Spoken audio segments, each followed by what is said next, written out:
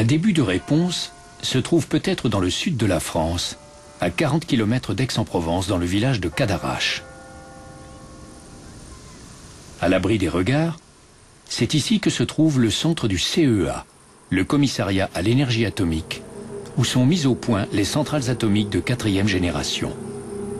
N'entre pas qui veut dans ce lieu hyper sécurisé.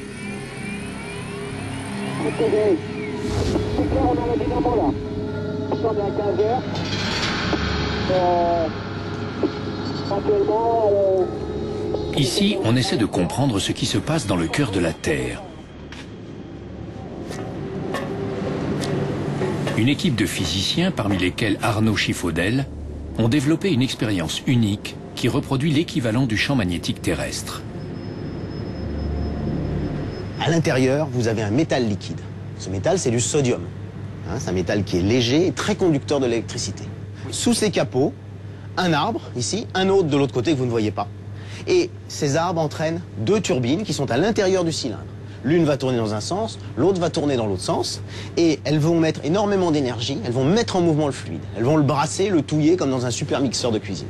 Et cette turbulence, dans certaines conditions, est responsable de la génération spontanée d'un champ magnétique, exactement comme les mouvements dans le cœur de la Terre peuvent engendrer le champ magnétique que vous détectez avec votre boussole et qui vous permet de vous orienter.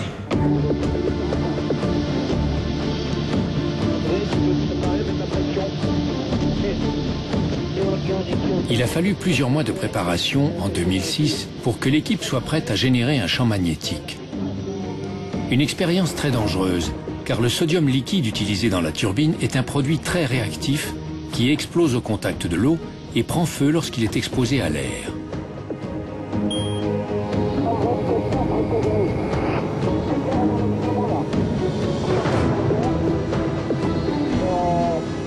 L'équipe de scientifiques utilise maintenant cet appareil pour en savoir plus sur la stabilité du champ magnétique.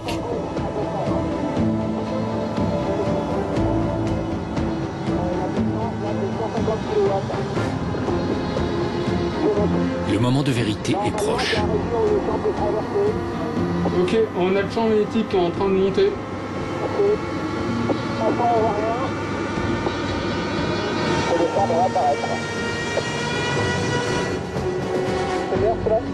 Oui, c'est en train de partir là, ça monte. Là,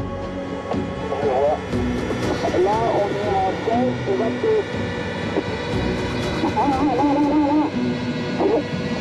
Anti-renversement.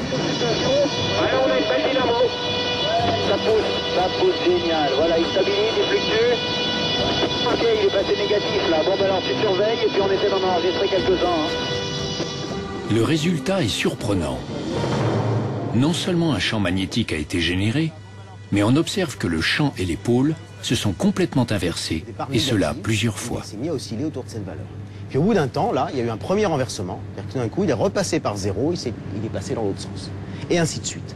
Donc voilà, il a basculé spontanément, repassé à 0. Une première mondiale en laboratoire. La question est maintenant de savoir si ce phénomène est possible dans la réalité. Le pôle magnétique peut-il réellement se retourner? Les fonds de l'Atlantique vont peut-être nous donner une explication. Au cours des différentes périodes géologiques, des sédiments se sont accumulés sur le plancher océanique. Certains sédiments contiennent des particules métalliques qui, en se déposant, s'orientent comme une boussole en direction du pôle nord magnétique et, en se solidifiant, enregistrent sa position. La mission du Marion Dufresne de l'Institut polaire français est d'aller chercher ces sédiments au fond de l'océan. C'est l'un des 2 seuls bâtiments au monde à posséder une carotteuse capable de forer jusqu'à 6000 mètres de profondeur.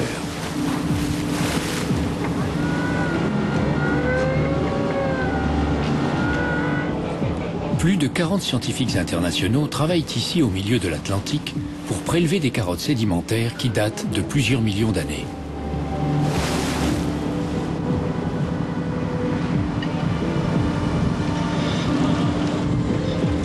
C'est un travail délicat et très physique. Toutes les heures, la carotteuse remonte du fond de l'océan des tronçons d'1,50 m et de 25 kg chacun. Les chercheurs pensent que ces carottes ont enregistré la position du pôle Nord magnétique au cours des temps géologiques.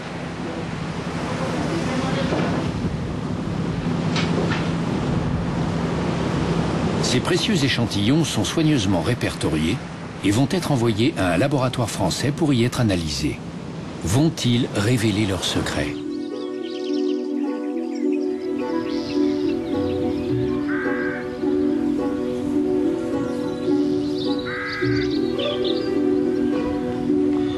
C'est dans le magnifique cadre du campus du CNRS, le Centre national de la recherche scientifique, à Gif-sur-Yvette, dans la banlieue ouest de Paris, que travaille la géologue Catherine Kissel.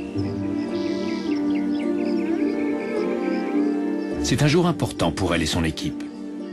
Dans quelques instants, va débuter l'étude des sédiments prélevés au fond de l'Atlantique.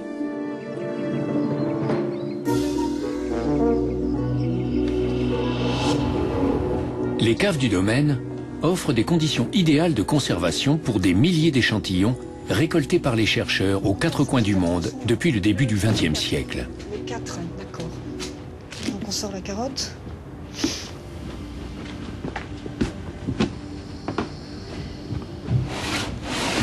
Voilà, c'est bon.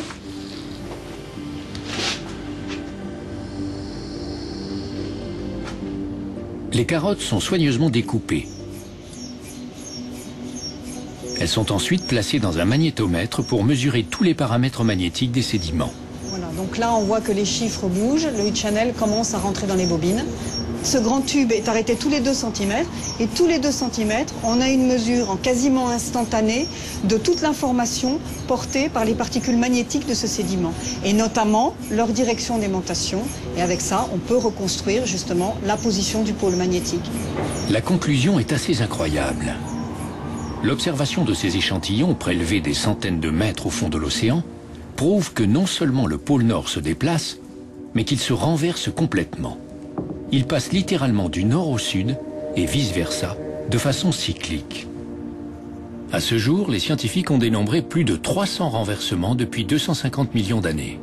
Donc sur une section comme ça, il peut arriver qu'à l'intérieur de la section, on ait l'enregistrement d'un renversement des pôles.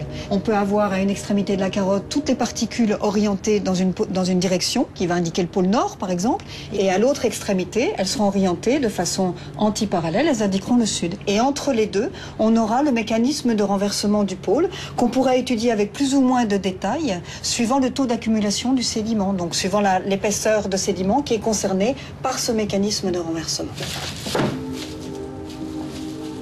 Ce phénomène de renversement des pôles semble démarrer de façon soudaine tous les 250 000 ans en moyenne. Mais le dernier renversement a eu lieu il y a 780 000 ans. Le prochain va-t-il donc bientôt se produire ? C'est vraiment un paramètre propre de notre planète, donc les renversements ont lieu, il va y en avoir dans le futur, quand on ne sait pas le dire justement. Pour l'avoir traqué et mesuré depuis plus de 30 ans, Larry Newitt sait que le pôle Nord magnétique se déplace de plus en plus vite. Cette accélération est-elle un signe de l'imminence d'un retournement? Quelles en seraient alors les conséquences? Plusieurs mois après leur dernière expédition en Arctique, Larry a décidé d'aller retrouver son ami Jean-Jacques Orgeval à Paris pour essayer de trouver ensemble des réponses à ces questions. Salut Larry. Bonjour Jean-Jacques. ça fait combien de temps? Ils ont rendez-vous en plein cœur de Paris à l'Institut de physique du Globe. Ah oui, le voyage est bon. Tu n'es pas trop fatigué parce que... Eh ben, Halloween. Ça n'avait pas pensé.